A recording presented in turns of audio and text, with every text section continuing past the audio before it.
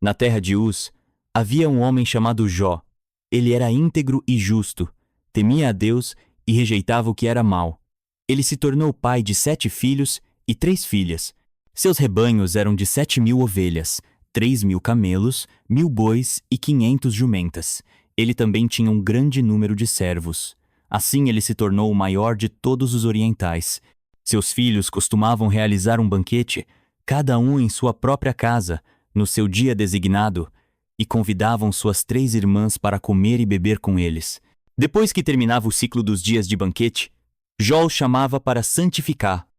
Então ele se levantava de manhã cedo e oferecia sacrifícios queimados em favor de cada um deles, pois Jó dizia: talvez meus filhos tenham pecado e amaldiçoado a Deus no coração. Jó sempre fazia assim. Chegou o dia em que os filhos do verdadeiro Deus foram apresentar-se perante ele, e Satanás também estava no meio deles. Então Deus perguntou a Satanás: De onde você veio? De percorrer a terra e de andar por ela. Então Deus disse a Satanás: Você observou o meu servo Jó? Não há ninguém igual a ele na terra. Ele é um homem íntegro e justo, que teme a Deus e rejeita o que é mal. Então Satanás respondeu a Deus: Será que é por nada que Jó teme a Deus? Não puseste uma cerca de proteção em volta dele, da sua casa e de tudo que ele tem?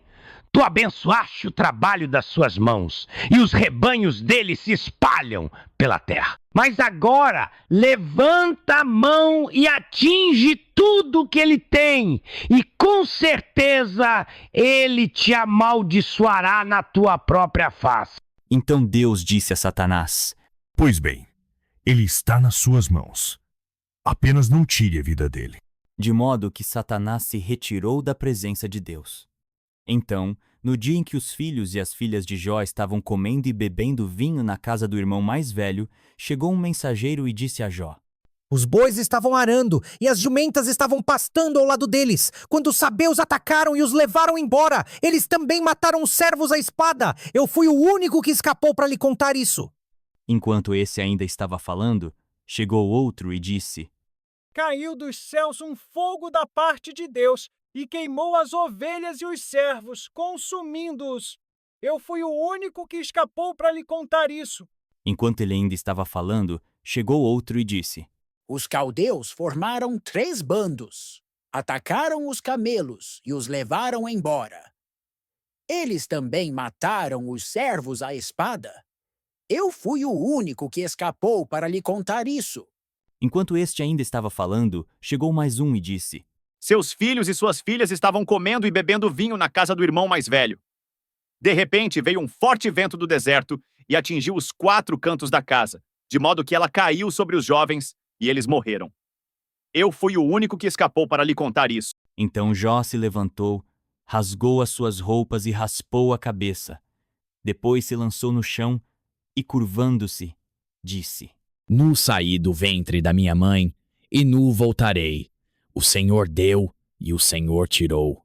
Que o nome de Deus continue a ser louvado. Em tudo isso, Jó não pecou nem acusou Deus de fazer algo errado. Depois disso, chegou o dia em que novamente os filhos do verdadeiro Deus foram apresentar-se perante Deus. E Satanás também foi no meio deles para apresentar-se perante Deus. Então Deus perguntou a Satanás: De onde você veio? Então Satanás respondeu a Deus: De percorrer a terra e de andar por ela. Então Deus disse a Satanás: Você observou meu servo Jó? Não há ninguém igual a ele na terra. Ele é um homem íntegro e justo, que teme a Deus e rejeita o que é mal. Ele ainda se apega à sua integridade, embora você tente me colocar contra ele para o destruir sem nenhum motivo. Mas ele lhe respondeu: Pele por pele. O homem dará tudo o que tem pela sua vida. Mas agora levanta a mão e atinge seus ossos e sua carne. E com certeza ele te amaldiçoará na tua própria face. Então Deus disse a Satanás: Pois bem, ele está nas suas mãos. Apenas não tire a vida dele. De modo que Satanás se retirou da presença de Deus e atingiu Jó com furúnculos dolorosos, desde a sola dos pés até o alto da cabeça. E Jó pegou um caco de cerâmica para se raspar e ficou sentado entre as cinzas. Por fim, sua esposa lhe disse: Ainda te apegas à tua integridade. Amaldiçoa logo esse Deus e morre. Mas Jó lhe respondeu: Você está falando como uma mulher insensata. Devemos aceitar apenas o que é bom da parte do verdadeiro Deus, e não aceitar também o que é mau? Em tudo isso, Jó não pecou com seus lábios. 3 amigos de Jó, Elifaz, o Temanita, Bildade, o Suíta, e Zofar, o Naamatita, ficaram sabendo de todas as desgraças que lhe tinham acontecido e vieram, cada um do seu lugar. Eles combinaram encontrar-se para ir mostrar solidariedade a Jó e consolá-lo. Quando o viram de longe, não o reconheceram. Começaram a chorar alto e a rasgar as suas roupas, e jogaram pó para cima e sobre as suas cabeças. Então se sentaram com ele no chão por 7 dias e 7 noites. Ninguém lhe disse uma palavra, pois viram que a sua dor era muito grande. Neste ponto da história, Jó começa a se lamuriar e a lamentar por todo o seu sofrimento, ao ponto de amaldiçoar o dia em que nasceu. Seus 3 amigos, sem compreender a causa de tudo isso, assim como Jó, acabam acusando Jó por todo o seu padecimento. Eles afirmam que Deus não castigaria um justo, insinuando assim que se Jó passava por todo aquele sofrimento é porque tinha cometido algum pecado à vista de Deus. Assim, para aumentar ainda mais o seu tormento, Jó tem que lidar com esses falsos consoladores. Portanto, os 3 homens desistiram de responder a Jó, porque ele estava convicto de sua própria justiça. Deus então aparece a Jó através de um vendaval para mostrar sua grandeza e as limitações do entendimento humano. Jó tinha questionado o motivo do seu sofrimento e Deus respondeu não com respostas diretas, mas com uma série de perguntas retóricas sobre a criação e o funcionamento do universo. Deus diz: Por favor, prepare-se como um homem. Eu lhe farei perguntas e você me informará. Onde você estava quando lancei os alicerces da terra? Responda-me se você acha que tem entendimento. Quem estabeleceu as medidas dela, caso você saiba, ou quem estendeu sobre ela uma corda de medir? Em que se encaixaram as suas bases? Ou quem assentou a sua pedra angular? Quando as estrelas da manhã juntas gritavam de alegria, e todos os filhos de Deus davam gritos de louvor, será que você pode atar as cordas da constelação de Quima? Ou desatar as cordas da constelação de Quesil? Você pode fazer sair uma constelação na sua estação, ou guiar a constelação de As com seus filhos? Por acaso você conhece as leis que governam os céus, ou pode impor a autoridade dela sobre a terra? Quem abriu um canal para o aguaceiro e fez um caminho para a trovejante nuvem de tempestade, para fazer chover onde não mora ninguém, no deserto, onde não há nenhum humano, para saciar lugares devastados e fazer a relva brotar? Será que a chuva tem pai? Será que você pode caçar a presa para o leão? Ou satisfazer o apetite dos leões novos quando se agacham nos esconderijos ou ficam de emboscada nas tocas? Por acaso você sabe quando as cabras montesas dão cria? Já viu as corças darem à luz seus filhotes? Você conta os meses de sua gestação? Você sabe quando elas vão dar cria? Elas se agacham para dar à luz seus filhotes e suas dores de parto terminam. Seus filhotes ficam fortes e crescem nos campos, vão embora e não voltam para elas. Veja o bimote, que eu fiz assim como fiz você. Ele come capim como o touro. Veja a força das suas ancas e o poder dos músculos da sua barriga. Ele endurece a cauda como um cedro.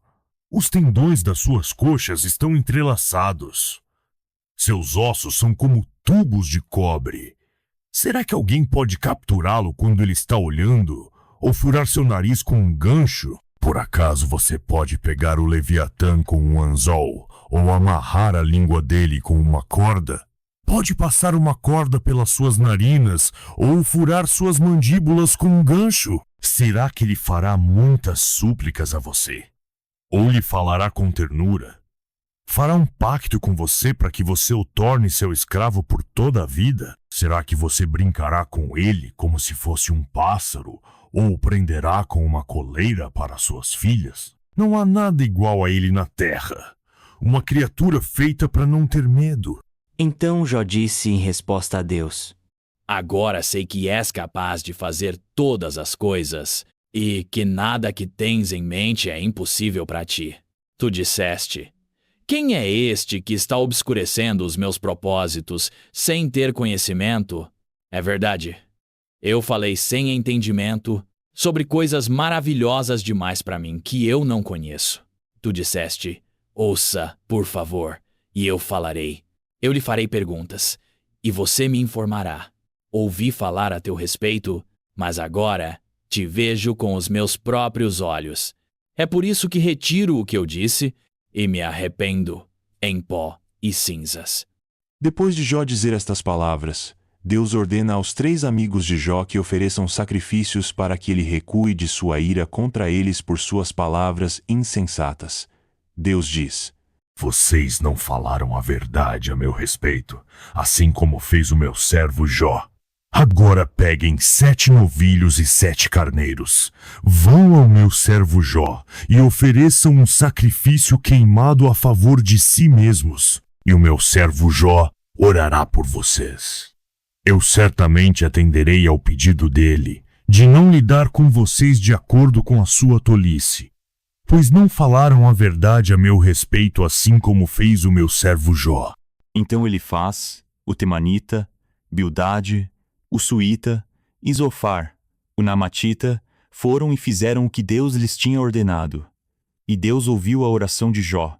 Depois de Jó ter orado pelos seus amigos, Deus acabou com a tribulação de Jó e restaurou a sua prosperidade.